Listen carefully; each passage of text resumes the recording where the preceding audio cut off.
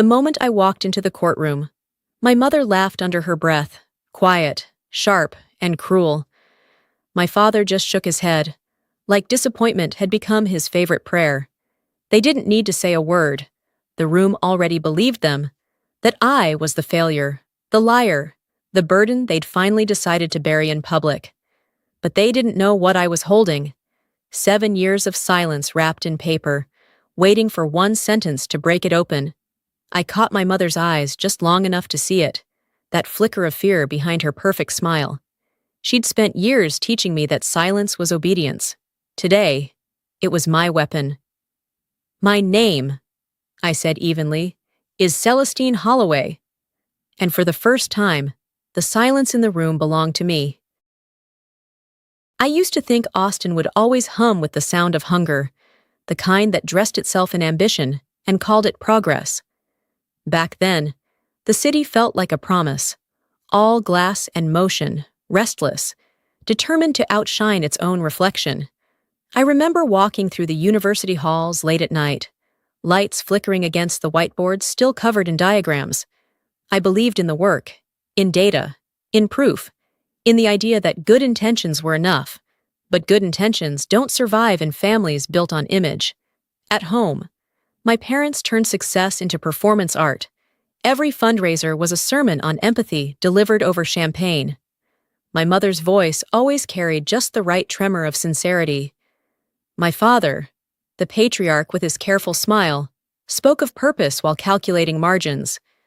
And Nolan, my younger brother, knew exactly how to sparkle under those lights. The prodigy, the heir, the one the cameras adored. I didn't mind the shadows. They were quiet, familiar. But when I realized my work had been filed under the foundation's name, the silence inside me split. My father called it a misunderstanding.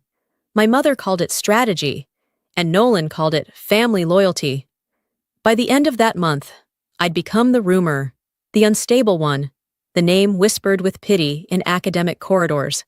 The locks on my office were changed, and the world carried on as if I'd never existed. I left without ceremony, just a few files, a flash drive, and my mother's final kindness. "Sweetheart, some things are too heavy for women to carry." Maybe that was true, but the truth she feared wasn't heavy at all. It was waiting, quiet, patient, and sharper than she could imagine. 7 years later, it came back to me through a stranger's voice. A veteran in El Paso, smiling faintly, said, "You should see this app. It saved my life." He showed me the logo glowing on his phone, the same symbol I once drew on a napkin over midnight coffee, the Holloway crest. That night, I packed one bag, booked a one-way flight, and turned off the light. Austin was waiting, and this time, I wasn't coming home to ask questions. The city hadn't changed much, still proud, sun-bleached, pretending to be pure. Austin had always been that way, beautiful from a distance and rotten beneath the polish. But the Holloway building looked taller than I remembered, its glass walls catching the sun like they wanted to blind anyone who dared look too close. I didn't walk in. Not yet. I needed to start somewhere. Truth still had a heartbeat. Dean Collins was that place. Once my department chair, now retired, half-blind, living above a used book cafe that smelled like mold and forgotten dreams. When he opened the door, surprise flickered, but only for a second. "I wondered when the storm would circle back," he said, motioning me inside. We sat surrounded by towers of old textbooks and journals. Dust floated between us like the ghosts of things we'd both lost. He didn't waste time. "Your father came to see me the week you were forced out, wanted me to sign off as witness for a new authorship transfer, called it a funding correction." He rubbed his temples, the lines in his face deepening. "When I refused, the foundation pulled 3 grants. I was gone by spring." My throat burned. "You knew what they were doing?" "I knew they'd rather destroy you than let you outshine them." He slid a folder across the table. The paper inside was yellowed, stamped with the foundation's crest. On the final page, a signature curved with elegant cruelty. "Lenora M. Holloway." Beneath it, one word, Witness. Everything tilted, the shelves, the light, his voice. My mother hadn't protected me. She'd erased me. Dean leaned forward. You can still make this right, but truth ages better than power. Celestine, don't let anger spoil it. Outside, the Texas heat pressed against my face. For the first time, it felt like the city itself was whispering all the lies it once helped my family hide. 3 days later, a message landed in my inbox from an address with no name. Hell LWI Proton Mail. Calm. No greeting. Just one line. Check the USB behind the painting. A.L. Only one person I knew signed her initials that way. Amara Levin. She'd been my quietest ally, the engineer who'd helped me code the neural interface that changed everything, before she vanished the day my reputation died. The next morning, I drove to her old apartment. The door was ajar, drawers pulled open, files scattered, the faint sting of ozone in the air, as if someone had scrubbed the room clean of oxygen and truth. The painting still hung on the wall, a piece I'd given her long ago, gray neurons webbed with thin gold lines. Behind it, taped to the drywall, was a USB barely the size of my thumbnail. Back in my motel room, I closed the curtains, locked the door, and plugged it in. A single file blinked open. Voice Archive 2016 WAV. Then I heard her, my mother's voice, calm, composed, and colder than I remembered. Just delete everything under her name. Nolan will take the credit. The board can't afford another emotional episode from Celestine. The sound hollowed me out. I didn't cry. I hit record and spoke her words back, one by one, slower, steadier, a mirror of the crime. Proof that I hadn't imagined any of it. I tried calling Amara. The line was dead. By nightfall, a black SUV appeared across the street from my motel. Its engine ran for hours, headlights dimmed, but watching. They knew I was back. I backed up the audio to 3 cloud drives, labeled each one Truth, and wrote on a note card, Patience is power. I slipped it into my wallet beside my grandfather's photo. The only Holloway who'd ever believed integrity was worth more than image. That night, I lay awake, staring at the ceiling, the hum of that engine still in my ears. But for the first time in 7 years, I wasn't afraid, because now I had her voice, and my silence finally had teeth. The ballroom smelled like polished wood and lies. I stood at the back as Nolan stepped on stage, smiling under the banner revolutionizing PTSD therapy through technology. Every slide mirrored my old work, my neural map, my color codes, even my variable tag still glowing in the corner, C. Holloway Alpha. I walked forward, calm and steady. Excuse me, I said, voice carrying through the mic. Could Dr. Holloway share his original data source? Heads turned, Nolan froze. My mother's pearls flashed like warning lights. Security, she snapped, just as the projector split, showing 2 identical graphs, one from my thesis, one from his app. Gasps rippled across the room. Nolan stammered, That's an early draft. No, I said. That's mine. The feed cut. Silence fell heavy. I didn't resist when guards led me out. My mother kept smiling, but her knuckles were white. Outside, sunlight hit like truth. Not victory, gravity. That night, my phone buzzed. Meet me where you used to teach. P.H. The psychology building smelled of chalk and old ghosts. Patrick Hale waited by my former classroom, my old student, now a federal attorney. He handed me a folder marked Federal Investigation, Holloway Foundation. They used your credentials for government grants, he said. With your data, I can prove it. I told him about Amara, the recording, the SUV. His face hardened. They're erasing evidence. If you're ready, we take this to federal court. I pressed record. My name is Dr. Celestine Holloway. My work was stolen and buried under my family's name.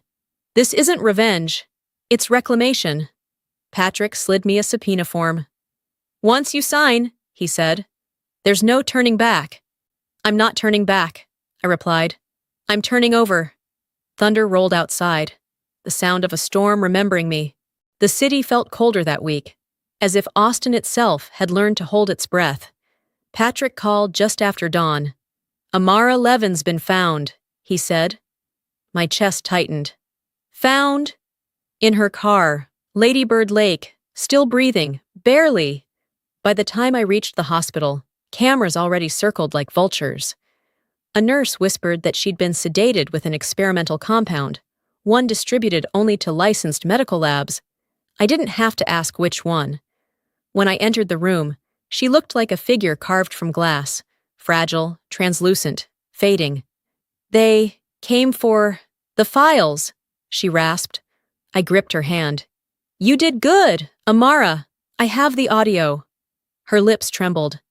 They know. You recorded. My stomach sank. Someone had broken into my motel the night before. Drawers overturned. Nothing stolen. It wasn't theft. It was a message. Patrick met me outside. Exhaustion etched into his face. They're closing ranks, he said.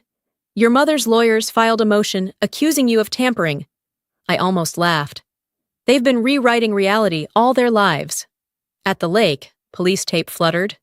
Patrick lifted a sealed bag containing a flash drive labeled Foundation Lab Reports. Amara must have hidden it. If this traces back to their lab, it's attempted murder. Thunder rolled overhead. Rain followed. Let them bury, I said quietly. I'm not digging anymore. I'm building. He frowned. Building what? A case they can't drown. Lightning split the sky, catching my reflection in the water. No longer my mother's mirror, but mine alone. 2 days later, an envelope slid under my motel door. White. Heavy. My mother's handwriting. Inside, a cashier's check for $2 million and a note written in that same elegant cruelty. Stop this. Celestine, come home. We'll rewrite the story. This time in your favor. $2 million. That's what she thought the truth was worth.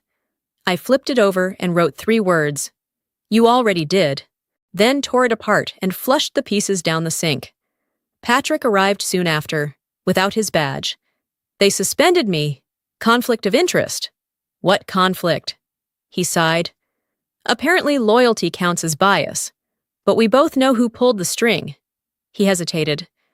I'll still testify, but from now on, you're alone in court. I didn't flinch. I've been alone longer than they know. That night, the power went out. The hallway flickered with weak light. A man in a gray suit stood at the far end, silent, watching. Then he turned and vanished. On the bed lay another envelope. Inside, a photograph of me outside the hospital, holding Amara's hand. On the back, written in red ink, stop recording. For the first time, I smiled. Fear only works on people still begging for permission to exist. I sat at the small desk, opened my laptop, and began to write my petition, proceed. Each keystroke sounded like a gavel. I listed every piece of evidence: audio, funding, chemicals, signatures. At 3 I whispered to the dark, you taught me silence, mother, but not how to use it for lies. I uploaded everything to 3 encrypted drives, labeling them truth, proof, and patience. Then I raised my glass of water like a toast. To silence, I murmured, the kind that finally makes noise. The courthouse smelled of marble and disinfectant, a sterile kind of purity meant to hide decay. Reporters crowded the steps, whispering my name like a sentence waiting to be written. Dr. Celestine Holloway, the daughter suing her own bloodline. Inside, the air buzzed with quiet tension. My parents sat at the defense table, regal and rehearsed. My mother's pearls gleamed like armor. My father's tie matched the foundation logo, still believing presentation could bend truth. When the judge entered, everyone rose. Dr. Holloway, are you representing yourself? Yes, Your Honor. No one knows the evidence better than I do. He nodded. Proceed. I played the first file, Voice Archive, 2016, EU. My mother's voice filled the room. Just delete everything under her name. Nolan will take the credit. Gasps rippled. My mother stood. That's manipulated audio. The gavel cracked. Sit down, Mrs. Holloway. Next came Amara's recording, her voice faint but steady. Mrs. Holloway ordered the data deletion. The lab used the sedative to erase traces of the breach. Patrick handed the judge the Foundation lab reports. The signatures clear. My father leaned close. You'll destroy us. I met his eyes. You already did. I'm just cleaning the debris.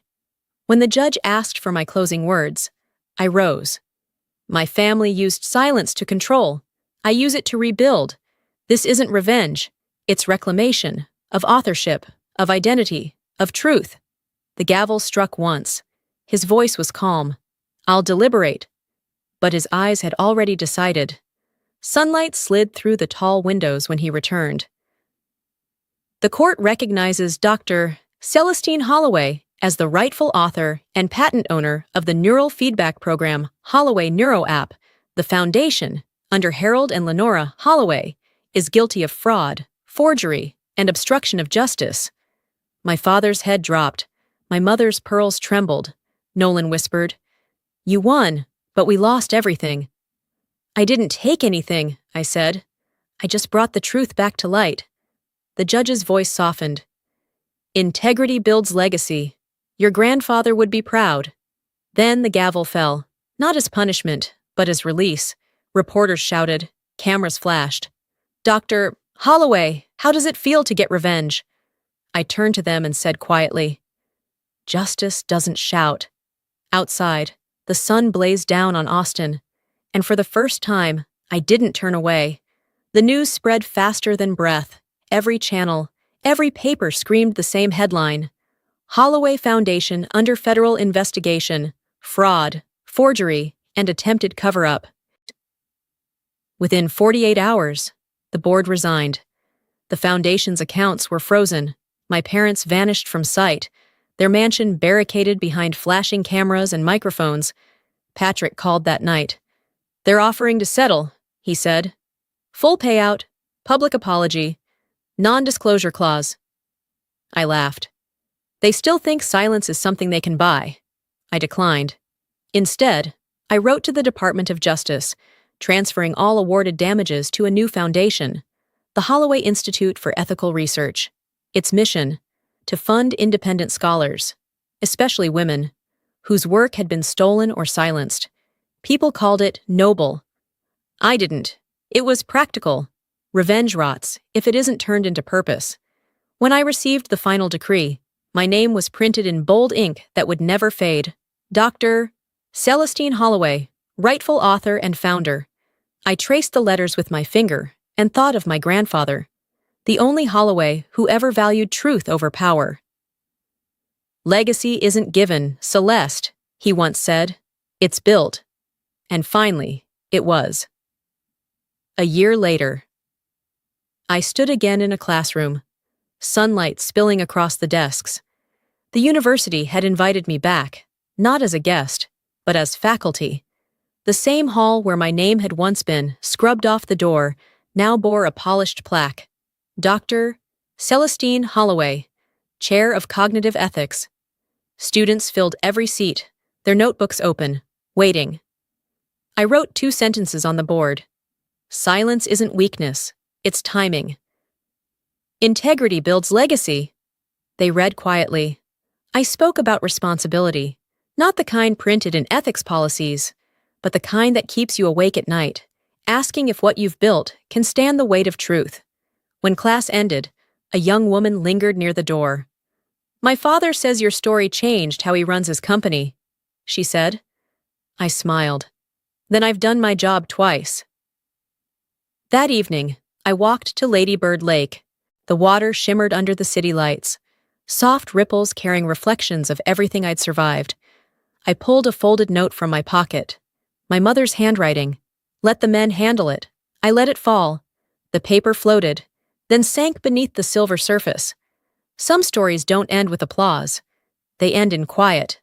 And sometimes, that quiet speaks louder than victory. It's been 2 years since the verdict. Austin has learned to forgive the Holloway name, or maybe it's just pretending to. The city loves its stories tidy and redemptive, as if justice can be folded into nostalgia. The old foundation building is gone now. In its place stands the Institute, its emblem carved into the stone facade. A single open circle, no initials, no ego, just space for honesty, for rebuilding. Every morning, I drive across Congress Avenue Bridge, the same road I once took to flee this city. Now it carries me home. The skyline looks softer somehow, less like judgment, more like memory. Sometimes I stop by the courthouse. The marble stairs are still there, cool and white in the Texas sun.